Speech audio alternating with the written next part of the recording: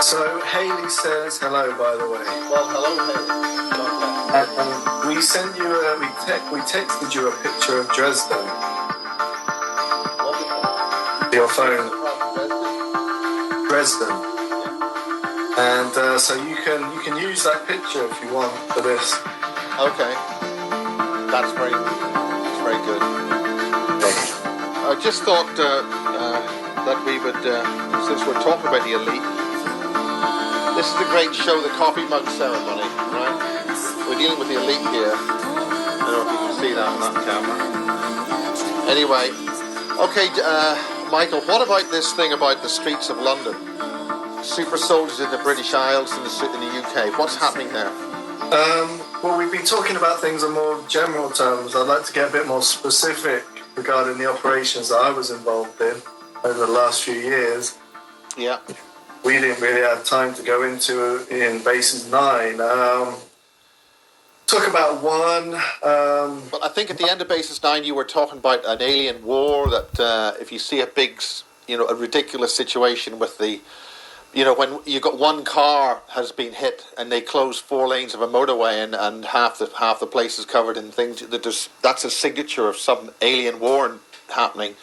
That's true. But you ended part 3 there by saying basically they've had it. They're just going to let the public see it. Because basically, so that implies that we're losing whatever's going on. Well, I'll talk about what is going on. March 2011 the super soldiers, or these cyborgs, are involved in so many different levels of operation, different areas, different countries. I was sent in to monitor one of the biggest drug dealers in London. 2011. I mean, that's going back to your old job of helping the cocaine, as Annie, your close friend Anya Briggs calls it, the cocaine importing agency. Well, we've always been used to enforce the drug trade because we have to control that to fund the black projects, essentially. Yeah, that's a fairly logical thing. So, 2011, I was sent in to monitor one of the biggest drug dealers in London, this black guy, and followed him to a motorway services. Was this near Fleet? Just on the outside, just outskirts of London, and followed him. M3 or M11 or? I'd rather not say where it was because of his ultimate fate. And followed him into the lavatory, and we were just listening to what he was saying and just getting a general impression of the guy. And he's in the cubicle on the phone to people on his mobile phone, ringing up other drug dealers, threatening them to come around their houses and shoot them if they didn't go out and start selling enough crack on the streets. So the guy was a real scumbag, and he trailed him to South London, where he lived, and then around the Brixton area. And I went back to, I'm forgetting the name of it now. I'm getting like a real mind block. The nice area of London, near Kensington Palace. Yeah, Richmond. Oh God, no, I've got the. Yeah, we know where it is. Near Hyde Park. Yeah, near Hyde Park, yeah. I spent so much time there, I can't believe I'm forgetting the name of the place. Yeah. We know the area, near Hyde Park. Hyde Park, okay. And, Chelsea, is it? No? No, not Chelsea. Jesus. Not anyway, Kensington. Near Hyde Park, that'll be. Okay, near Hyde Park. See, so I'm there, and I'm staying at a very nice hotel there. And then one night I'm called out for an operation. Walk up to Hyde Park, and just in a pair of shorts and a t-shirt to look like I'm going for a jog. And there's police on the corner there, just near Buckingham Palace, and there's a group of police on the corner near Hyde Park, so with a van. And they stop me and speak to me, and I get in the van, and it's actually SAS, guys as police. Yeah. And I'm given a briefcase full of money. And I'm just given a commando knife, double-sided stiletto knife. And I'm supposed to meet the guy in the park to buy drugs. And he's there with his bodyguard. And I take the money, I take the knife, and I go in to the park. And he's there, he's waiting in the park with the bodyguard, this big other tall black guy. And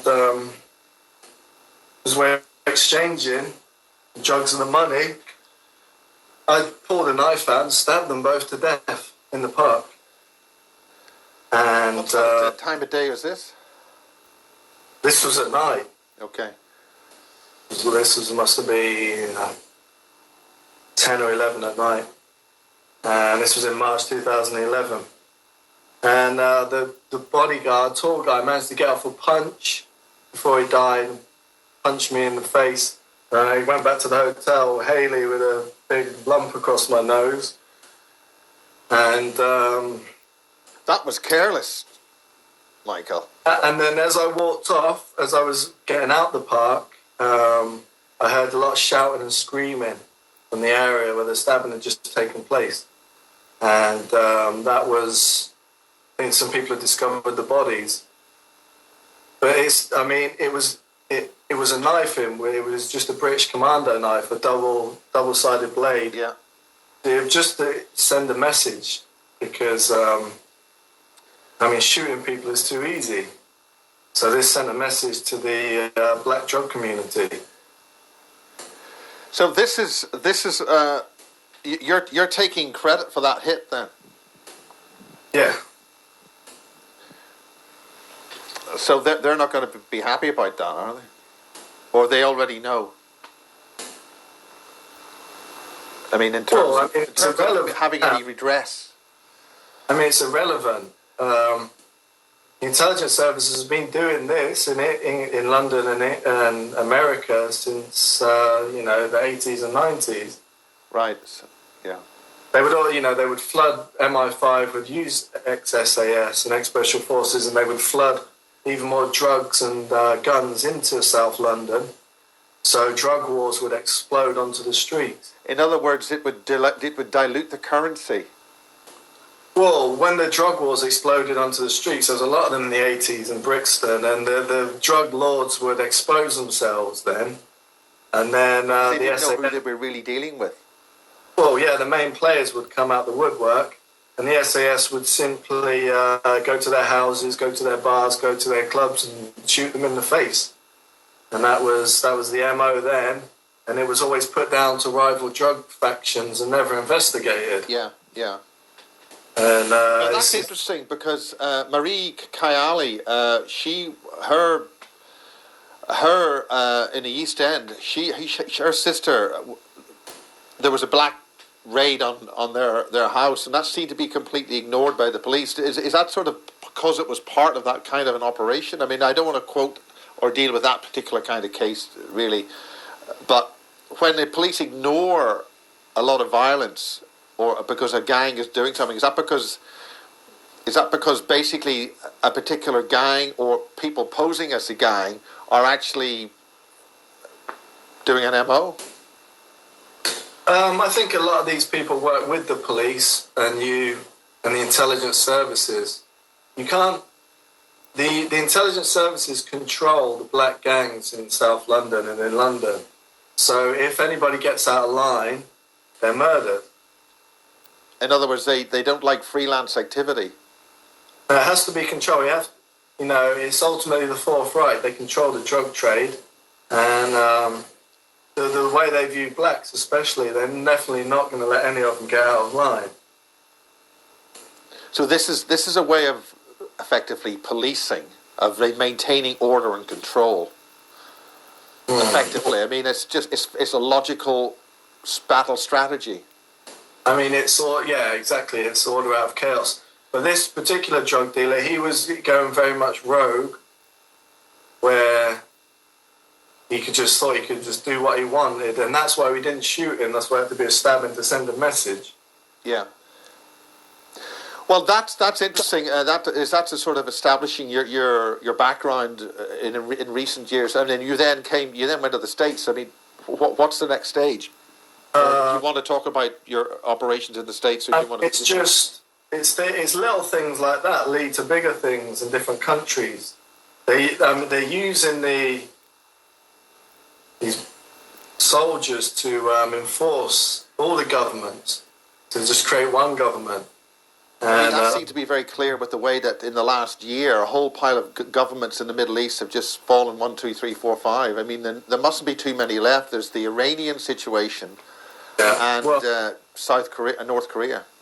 Well, the whole thing in the Middle East is about to wind down now. The focus is going to be on America. Even incidents that happened in Britain relate to what's happening in America now. And you got to look at it. I mean, from what I understand, this video, let me make sure.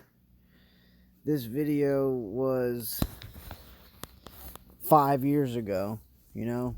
And if you go to Miles Johnston's page, you can find all of these videos that this particular person has put out. Now, I'm not saying that what everything he's saying is 100% truth, because obviously we can't determine that just off of him speaking about what he's talking about.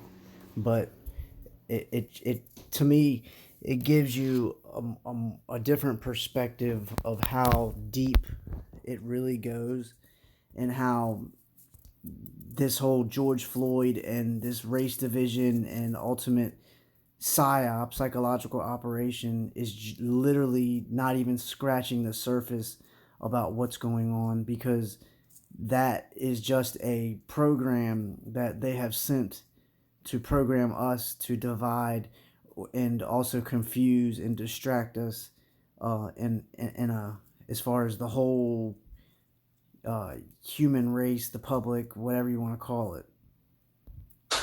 In Truro in Cornwall, this was January 2010.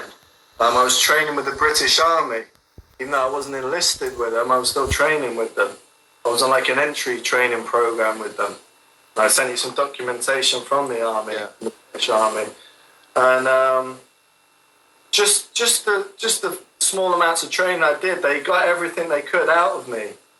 Whereas one particular night, we travelled up in vans from the army base there, the infantry base in Truro. Yeah. Under the cover of just going to some naval bases in Plymouth, just for some training. And we were driving through, there's a big forest as you enter Plymouth. And we're driving through the forest, and we did the training and then come back. And as we were in the middle of the forest, it was dark now, it was at night, a huge fire broke out to the left of us in the woods. And we drove around the corner, there was a roadblock there. They blocked the road off with vans. And a black van pulled up next to us, a TR3 was above us. The guys in the black van got out dressed in black uniforms with masks on. And they got me and another soldier out of the van. And they took us down into the woods off the road near where the fire was, and there was a tent set up there. And there were soldiers inside the tent, and to the left there was a saucer-shaped craft that crashed with his nose embedded in the dirt there, and there was all bits of metal had smashed off the craft, and it had crashed and was on fire all around the forest. Was this a shoot down of that craft, or was it an accident? I don't know. It had come down. It'd probably been shot down. Most of them are. And some soldiers were carrying two bodies out of the craft back to the tent. They look like two small reptilians with long claws on the hands, but small, like grey type height, maybe 4 or 5 feet. And they were taking those back to the tent. And my job was I had to stay in the tent afterwards, and I had to psychically scan every member of personnel who was involved in the operation before they could leave. Are you saying that that's because they could have been, shall we say, something could have taken hold of them? Yeah, exactly. Walked in. The craft is sometimes booby trapped, and if you touch them, You can be, I don't know, taken over, taken control of. I don't fully In understand. other words, the essence of the beings would leave, and then they'd walk in. I expect, yeah, that sounds quite accurate. I mean, I think Anya mentioned something like that, where she was used as a vessel to hold on to the essence of some bit of some certain people in her. Yeah. In other words, you need a coherent living brain as a temporary dump, as a temporary store. Is that right? That's correct. And so if I think some soldiers had touched the hull of the craft and been compromised. So everybody, I scanned everybody else, but two in particular have been compromised, and they were taken away. And then we What happens to them? How are they uncompromised? I'm not sure. They go through a big debriefing process. What does a debriefing process involve? Lots of questions, or do they have their It's almost like a form of Dianetics in Scientology, where they're taking the person back and back, and getting them to uncover things. And I think they're essentially trying to work out if they're the original person or if they're now an alien in human form. Because if they take them back and back and back and far enough, they'll realise that, it gets to, say, 1979, the person on fire, the person was supposed to live in Glasgow, but he's got memories of living on a ship or living on another planet. Yeah. So that suggests to the army, okay, this person has touched the hull and been taken over or been completely swapped. Oh, they would swap? Possibly, it could possibly disintegrate the person. And then a new being appear in their place. Because the aliens are smart. They'll send ships close to army bases knowing they'll be shot down, and then they'll just be booby-trapped. They infiltrate that way.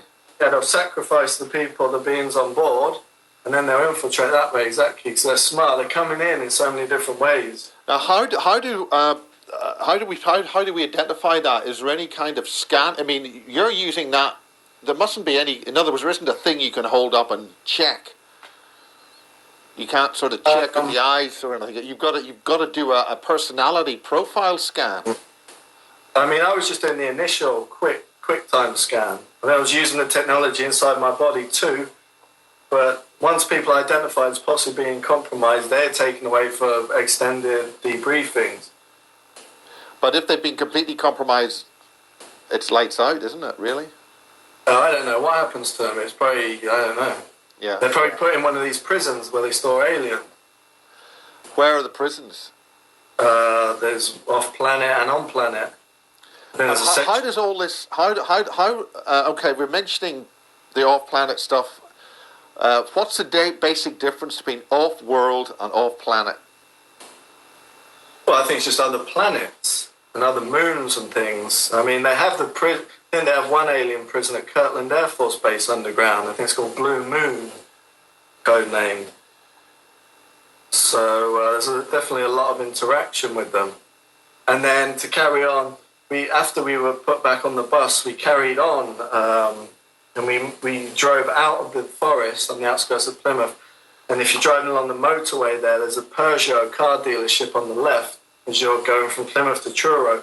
It's on a roundabout there. And another fire broke out near the roundabout to the right of us this time. Second fire in the same night. We drove round to there. We were taken out. I was taken out. And there was another crashed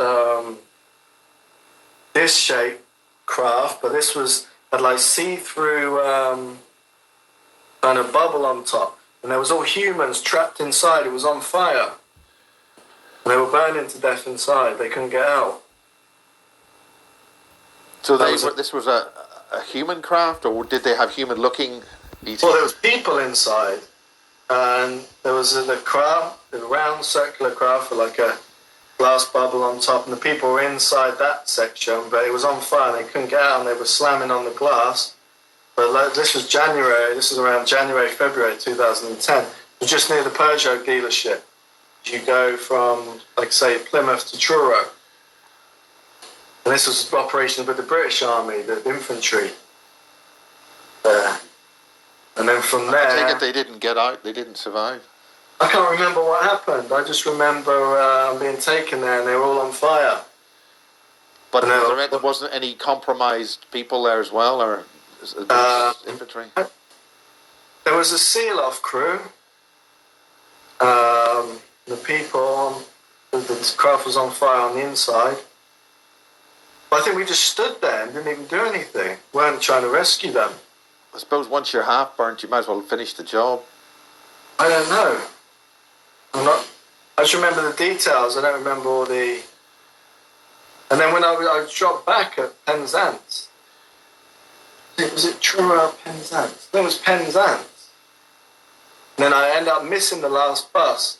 I had to walk back from Penzance to St Ives and late at night. That's a bit of a walk. You mean they can't even leave you home? No, they just dropped me off there. And then I had to walk miles in the dark. And there was more roads sealed off on the walk with like vans and stuff. And I remember being taken into the vans and debriefing in the vans. Is that because they deliberately left you off to be picked up by the vans?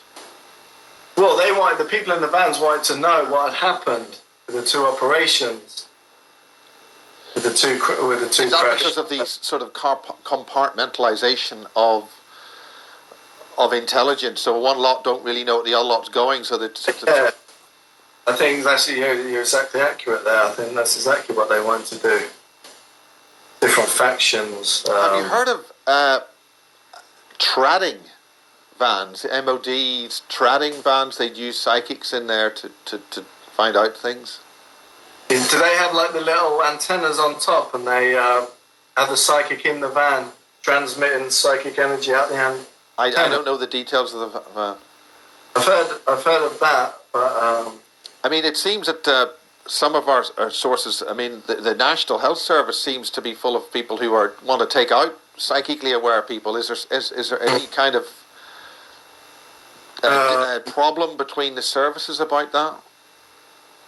I'm not sure. I think they're definitely trying to recruit all the psychics and all that, but I mean, psychics are they're not so much sought after these days. They're looking, they've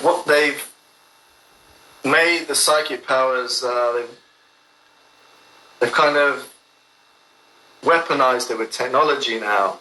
So now they're looking for the physical abilities. With the psychic powers that are kind of controlled through hardware in the body now. So instead, for example, whereas you might have a remote viewer trying to remote view a politician in a different state, and they might say, okay, he's sitting in his kitchen with his little dog, but he's wearing a green jumper. But really, he is sitting in his kitchen with his little dog, but he's wearing a blue jumper. So they're getting accurate readings, but they're making little mistakes. But now they'll do it with a psychic will be connected through satellite to a cranial implant, so they'll physically be able to see. There's no room for error anymore. So what about the technologies and the satellites? Or as some people call it, synthetic telepathy or synthesized enhanced sensor Well, devices. the NSA are using a lot of satellites, but they're very important, the satellites, but they do so much. They can manipulate time. Whereas... How do they... Yeah. Well, what they can do is they can freeze time in one area and let time run normally in a different area close by. For example, when I was at Fort Sam, in the morning we get up at like 4 in the morning, and then we go and do physical training in a field near the barracks. And there would be my company training with 300 soldiers. Yeah. Nearby there might be a different company with another 300 soldiers jogging along the road. Now, one company would all have blue belts around their waists, and then the other company... My company was Bravo company. You might have Foxtrot company with all red belts.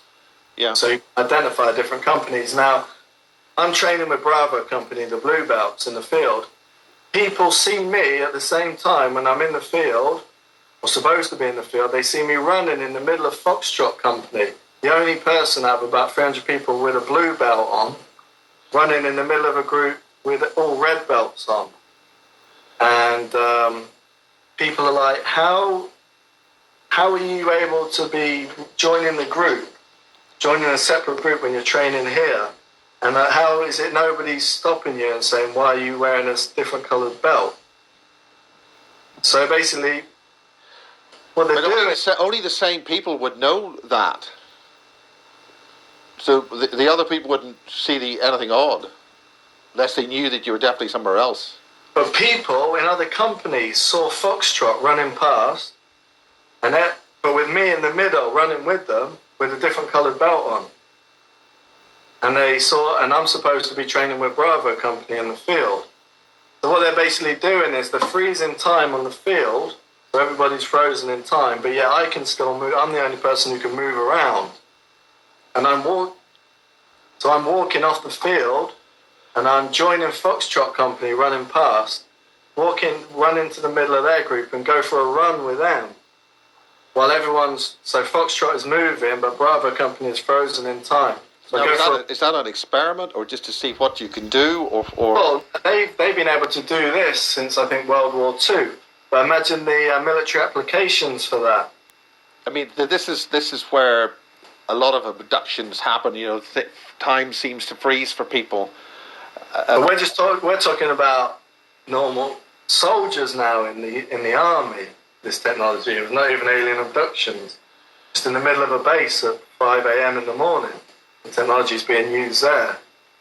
So then I'm running with Foxtrot, and then I finish the run, but people don't see me in Foxtrot because I've got the separate belt, and it's only people who we run past saw me in the middle of Foxtrot. Then I've gone back to the field with Bravo Company who are still frozen, and time has started up again, and I carry on training with them. Nobody in Bravo has missed me. So how does that? I keep on asking, how does that work? I mean, where could somebody find this information to be able to investigate or research it to give it verification? I think I'm the only person talking about a lot of this stuff because I'm experiencing it firsthand. Well, how do people? How do you actually lead people along on this? How do you actually make this whole thing? I mean, basis 23, all the whole thing. How do you actually lead people along to actually say yes, this is true, or you're just a disinfo agent spreading science fiction with a little bit of what? I mean, what's the point of all that ultimately? Well, I mean, I would ask the question to you, Miles. What is the point to do the Basis series? Well, I mean, exactly. Are you trying to help people? Are you trying to save the masses? Well, I'm trying to find out what's going on, because I would like humanity to live in a better place. Well, that's very noble of you. And I don't like deception if it can be avoided. There's good reasons for deception, but what ultimately, I just want to find out what's going on. If there is an abuse of technology and people are suffering, is that not a bad thing? Well, I mean, what is abuse? Is one racist survival, fighting for survival? I mean, if they're going to war with other races, you could say they're abusing other races, but it's survival of the fittest. Yeah. So ultimately, the end game is like all life. You know, one's got to survive. Exactly, and sometimes I think every species has got the right to try and survive. Yeah, every species has a right to try and survive, but weaker species will naturally not survive as time goes on. So, in summary, what are we really dealing with here? We got a lot of aliens. We got off-planet mining operations using supersoldiers fighting giant spiders. You've just completed a tour of duty, as I understand it, with the U.S. military. You're no longer in the U.S. military, is that right? That's correct. Yeah. So essentially, you were a guest of the U.S. military, or you were a lot of people. You were training. I mean, RAF people will go over and they'll train Top Gun and stuff like that. So this is part of a normal program where people would train. I'm sure there's. So what were you training for? What's your next step? Where does Michael Prince, aka James Casbolt, go from here? essentially, I was supposed to do over 180 days of active duty service for the US military, which I completed. Then I'll be qualified to take my next step to go into my next job once I completed the 180 days. And so that will obviously be in the future at some period of time. That's correct. I can just take it easy now for a while. You're on maternity leave or paternity leave, or what do you call that? Kind of. Yeah. You could put it that way. Yeah. And so ultimately, ultimately, what the goal is essentially to bring these two bloodlines together. They've, in summary, they've had a war. What was the cause of the war? I mean, they're both very powerful. They're almost too powerful to neutralize each other. So this could go on endlessly. So coming to the point where they've taken like a prince and princess from each bloodline and married them off. Which happens. Which happens in wars and different tribes when they go to war. And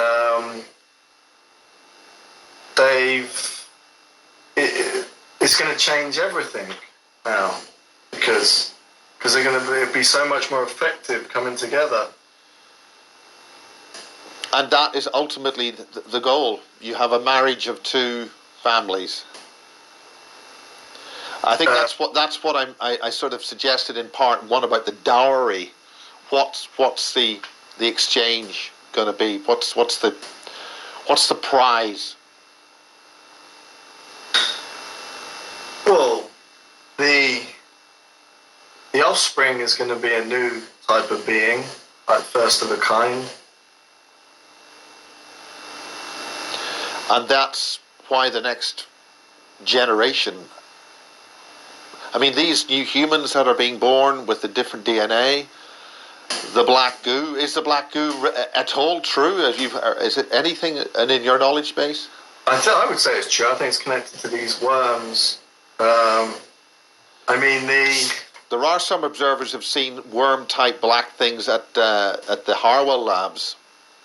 But I think this connects to cybernetics. If you have the two bloodlines coming together, the Jewish side, like I say, is a reptilian shapeshifter, which looks human and is actually reptilian, disguised like a chameleon.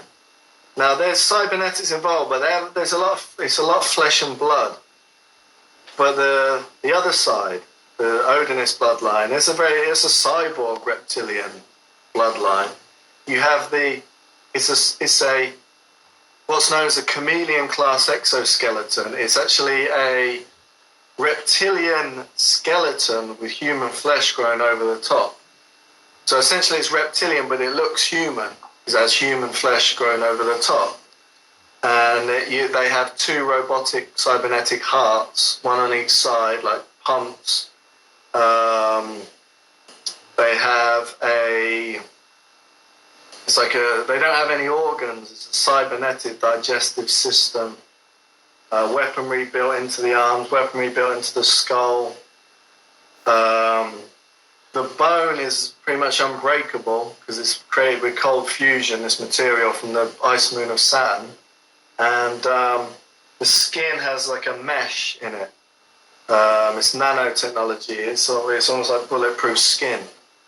Because when I left the barracks of Fort Sam, somebody had left an article outside my door pinned up on the wall about it was a Japanese and American scientist that come together to create a new nano layer, new nano material. Is that what Anya was talking about? Well, it sounded similar to what Anya was talking about, and someone had left it on my wall outside my door, and it was very thin. It was like super thin plastic, and they'd been photographed. They'd shot bullets into it, and the bullets had just lodged into the material.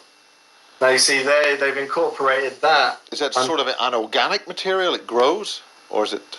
Yeah, it's like a sort of kind of organic plastic, and because the cyborg technology is very hybrid. it's living metal. There can be such a thing. Yes, yeah. Living types of plastic, where they have a dual nervous system too. So this is a tiny material that can be weaved into the flesh, which can make essentially bulletproof flesh with it on top of the unbreakable bone, with able to generate force fields from the flesh itself. So that's 3 layers of protection right there. But the infrastructure has to be able to hold that and deal with the forces and the torques and the absorption. And that's where the exoskeleton comes in. You can improve one part of a system, but you've got to have the whole thing in balance. Otherwise, you can have great muscles, but the bones break. Exactly. And so they built the cyborg kind of one stage at a time. They haven't just created it all in one go. It's evolved. And they've been, the DARPA scientists have been involved since 1812 in France, building this. That's when it started. So how do you retain control of these beings? I mean, well, on Project Camelot a few years back, the very controversial Heather material was released about a female scientist claimed to work on cyborgs facility in Florida, an underground Air Force base in Florida. Now, she said that there either be the greatest gift given to humanity or humanity's worst nightmare. Now, is this anything to do with like the Swedish sisters which appeared on the so-called BBC program Madness in the Fast Lane? I'd say that's connected because the cyborgs have become autonomous now. Nobody can control them. So they have... do we have sort of like a Blade Runner situation? And they can't be stopped. They can't be policed. So now we're having a situation where the leaders are moving into a transhuman world. And it's the lesser species are kind of being left behind. How do they reproduce? How do they maintain their integrity? Nothing lasts forever. Can reproduce. How do they do that? Well, the females have types of wombs, and they have functional genitalia. So they can reproduce, but the process to create the exoskeleton is created with a process of cold fusion, where they have living bone marrow inside the alloy bones. It's a special type of bone marrow. It's almost like liquid lava, or it's extremely hot. Liquid lava or larva? You would say lava. So like molten lava. Yeah. And as opposed to larvae of cells. Like a volcano, extremely hot liquid. And that is constantly regenerating. You see, the reason a human being shouldn't age, a human being should essentially live forever. The reason why they age, which they shouldn't because it's an unnatural process, is because their bone marrow dries up. That's what causes aging, the bone marrow to dry up. But with these beings, the bone marrow is like this liquid lava, is constantly regenerating itself, so it doesn't ever dry up. And would that not make them a bit hot? Well, this is the thing. The bone marrow is extremely hot, but the metal is cold fusion, is extremely cold because it's been encased in this ice for so many millions of years on the moon. The metal is a black-coloured metal which keeps its extremely cold temperature. So what you have is extremely hot temperature mixed with extremely cold temperature. You have them constantly fused together. This is creating a third energy, which is vril. The vril energy. The vril is a mixture of extreme hot and extreme cold. Now, in Norse mythology, it states that the energy of life is created in the gap between fire and ice. Right. That would be for later research. And there was a book about the Brotherhood of Saturn, which is the Fourth Reich, called Fire and Ice. For that exact reason. What about the ring makers of Saturn? There was a great book talking about the vast craft scooping up stuff. The ring makers of Saturn and the Saturnian Society. I mean, this is why the Apollo spacecraft, this launch vehicle, was Saturn. Well, the Fourth Reich is the Brotherhood of Saturn, is the Saturnian Society. the Fourth Reich have been based on Saturn. It's their posting station from Aldebaran. They've been based there. And these craft that we're seeing, are they Nazis, basically Nazi spacecraft? Is that what? A lot of them are. Or is Nazi a wrong term? I mean, the Fourth Reich stuff. In other words, these craft, how do you know which ones to shoot down, who's shooting them down, and which ones are good, bad? Why are they not shot down? Why are others not shot down and some other shot down? Well, I think that's a complicated question. I think they have sealed off areas around certain bases and certain areas. And if anything comes on to the area, it's going to be shot down. Yeah. So, and like I say, it all gets back to the Brotherhood of Saturn, which is the Fourth Reich. That's where they're based, on Saturn. So I just have to say, finally, as we're getting close to midnight here, so we're going to... what ultimately is... how is the rest of the Earth, the civilizations on the Earth, going to deal with this problem that they're not going to be included in the next situation? Well, I mean, there's a hierarchy of survival. I mean, are we looking now at impending false flag nuclear action in the United States? Yeah, I mean, if people look at this video and say, and look at these subject matters and are like, oh, this, and they can't comprehend it and would say this is nonsense, then that's a good indication they're not going to survive because they just simply don't have the DNA to be fit enough to exist into the future. In other words, they're not recognizing things that they should already know. For their own survival dynamic. Yeah. They don't have high enough survival dynamics because they don't have high enough intelligence. It's a simple... So essentially, you've been told, if you don't take it on board, go suck eggs. Basically. And it's going to be a whole new religion. Is this to keep the remaining masses sort of obedient? Well, it's going to be a whole new Luciferian religion. The motto will be Hail Satan, because the Fourth Reich is Saturn, is based on Saturn. Saturn is Satan. So you're going to have the embodiment of somebody's going to come forward at some point, and then they're going to, something in some stage event in Israel, they're going to say, we've got the Messiah has returned, and it's Lucifer. And this is the whole new religion is going to be Hail Satan. And the whole Fourth Reich based on Saturn. Saturn is Satan. The Ibis program with Thoth. They're a hierarchy, Thoth, Lucifer, Satan. Belial, they're a hierarchy of demonic entities. And are they going to be in their true form, as opposed to this human mask which people seem to have?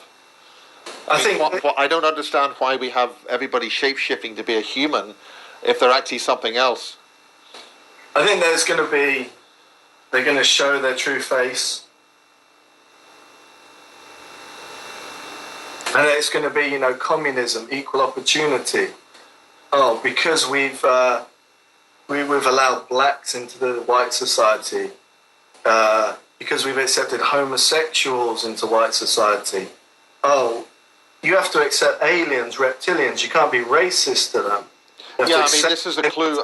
One of the clues about human rights and animal rights. Yeah, human rights are for the humans. Mm. But that implies there's already another elite or another group which... But it's a form of communism, the Zionist communism agenda.